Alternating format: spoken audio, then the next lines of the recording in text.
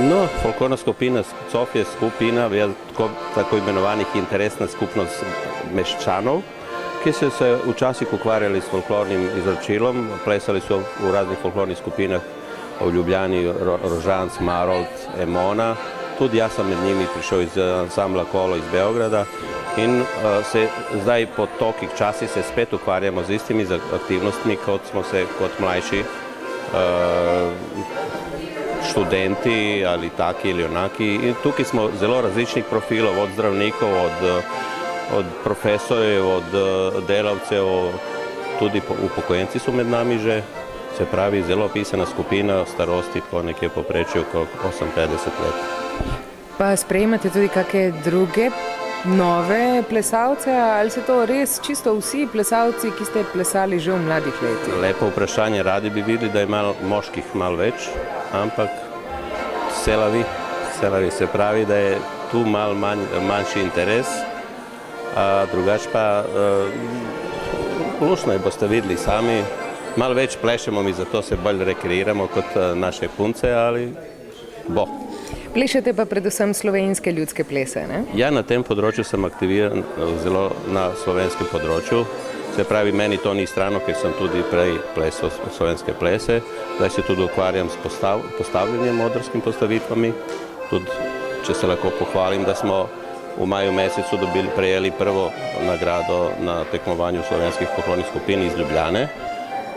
Jaz sem v sodelovanju z eno mlajšo kolegico naredil koreografijo oziroma odrsko postavitev gorenjskih plesov in je to žiriji bilo všeč in smo dobili prvo nagrado. Čestitke!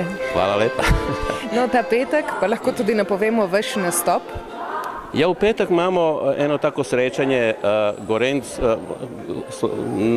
naslov je Slovenc, glej kako pleše Gorenc, v tem smislu. Imamo goste iz Ozare, akademska folklorna skupina Ozara iz Kranja, imamo goste iz Triglav, iz Jesenic in mi vsak pleše po 3 točke v gledališču za mladino in otroke v Ljubljani, bivši španski borci, po petek 19:30 se mi zdi. Ja, vabljeni, ne? Vabljeni.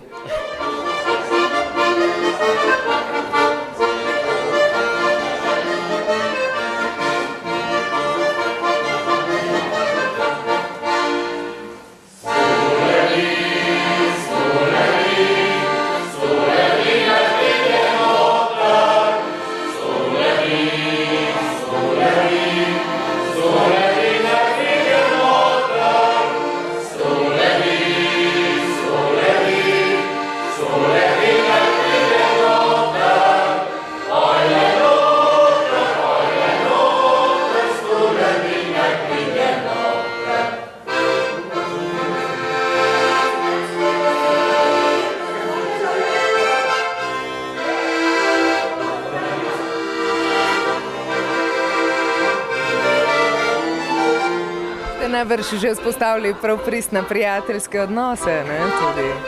Ja, seveda, družimo se ne samo tule na plesiščih, ampak tudi, kadar se potuje po svetu, po nastopih ali na kakšnih piknikih, praznujemo rojstne dneve, pa tudi drugače se najde kakšna priložnost. Bi nam zaupali kakšno anekdoto z kakih potovanj pa gostovanj? Anekdoto, pravzaprav, jaz sem bila nazadnje v Turčiji, bili smo zelo daleč, skoraj ob meji z Armenijo ali kaj je že tam dal in pravzaprav nikoli še nisem plesala na neki trati, kjer so pravzaprav soseščini so se pasle krave in je bil cel festival speljan na prav poseben način.